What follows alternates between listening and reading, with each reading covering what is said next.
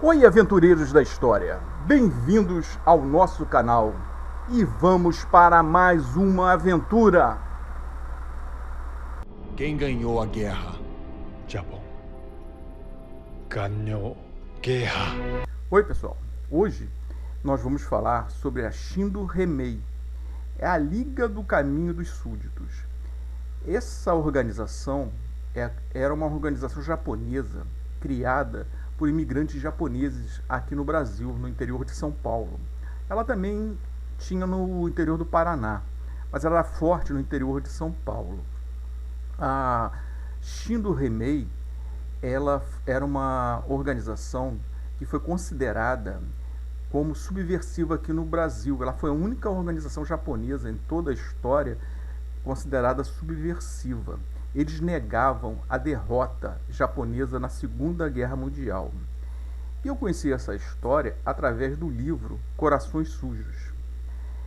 E isso vem muito também por causa da imigração. Quando os primeiros japoneses chegaram em 1908, eles se isolaram.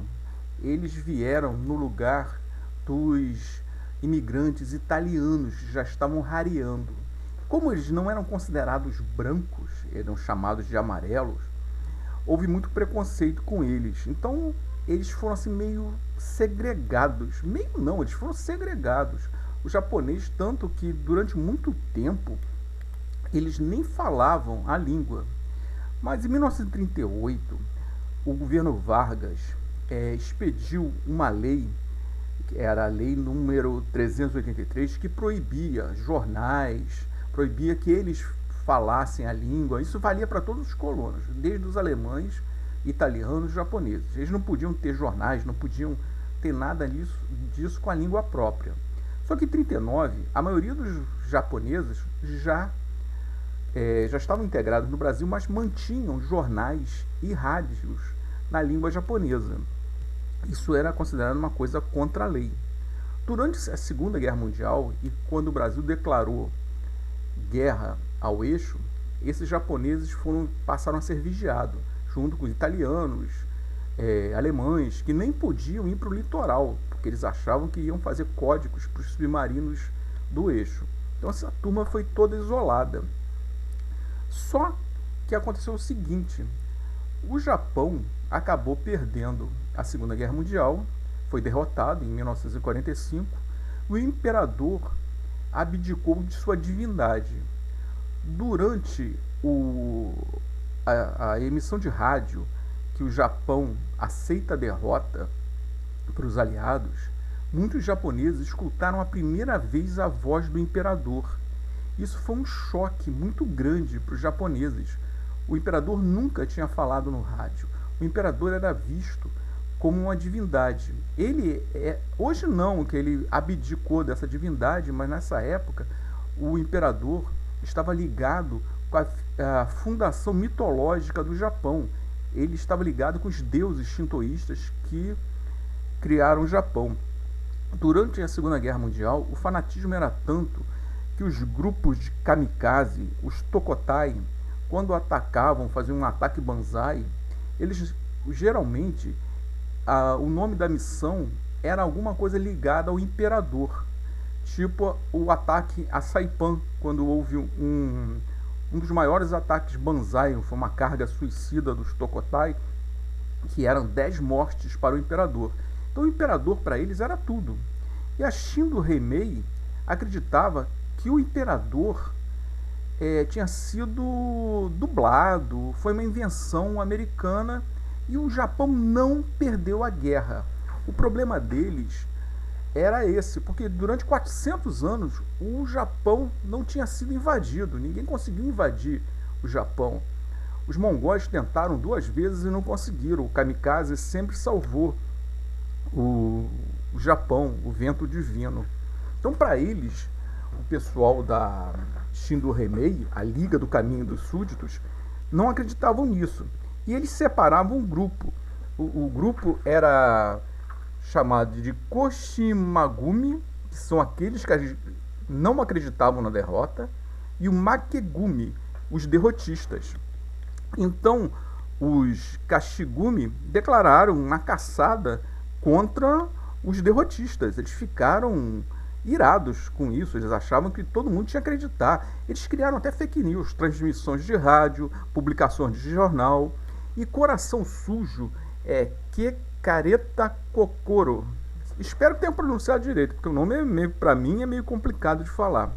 Então, esse nome, tanto que quando o livro e o filme foram lançados no Japão, porque teve um filme também sobre o evento, também chamado de Coração Sujo, os Corações Sujos.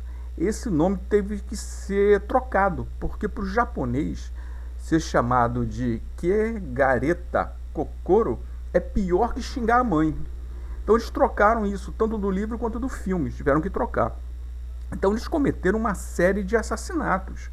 Eles cometeram 23 assassinatos e 147 pessoas ficaram feridas. Estou botando uma foto aí dos 7 samurais de Dupin e uma das vítimas dos samurais. E eles se denominavam Tokotai, que eles faziam um ataque, para eles era meio suicida, porque quando eles matavam, eles se entregavam à polícia de São Paulo. Eles levavam para a vítima uma wakizashi, que era aquela katana pequena, que é para o suicídio, uma bandeira do Japão, uma carta falsificada que dizia que a vítima estava arrependida, estava se matando, cometendo seppuku por causa da sua falta de honra em acreditar na derrota do Japão. E eles faziam que o cara enfiasse a bandeira japonesa, depois que ele cortava a barriga, eles enfiavam a bandeira japonesa dentro do cara.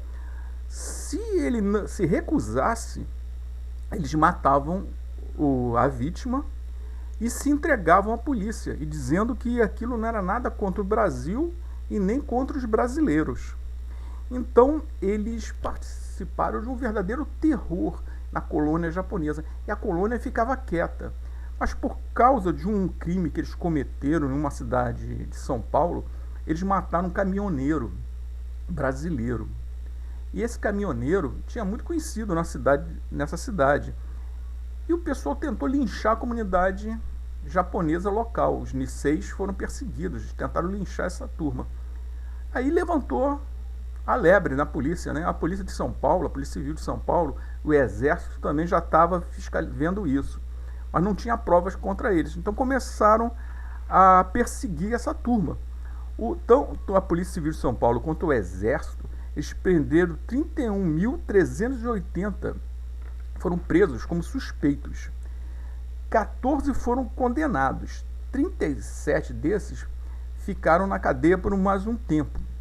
155 foram expulsos do Brasil. Isso durante muito tempo ficou guardado em segredo. A colônia japonesa não gostava de falar isso, achava isso uma verdadeira vergonha para os japoneses. Isso só foi mais popularizado com o livro, quando o livro lançou essa história. Até a Fernanda Takai, do Pato Fu, depois que leu o livro, descobriu que o avô dela pertencia à Liga do Caminho dos Súditos. Então muitos japoneses reconheceram sua história, viram a história dessa turma. É uma história que foi contada em livro, foi contada em filme, e a gente tem que ver essa história. Nós temos que sempre lembrar que isso existiu. Oi, pessoal, gostaram do vídeo? Acharam legal? Então dê um like, acompanhe o canal, indique para os seus amigos e até uma próxima aventura.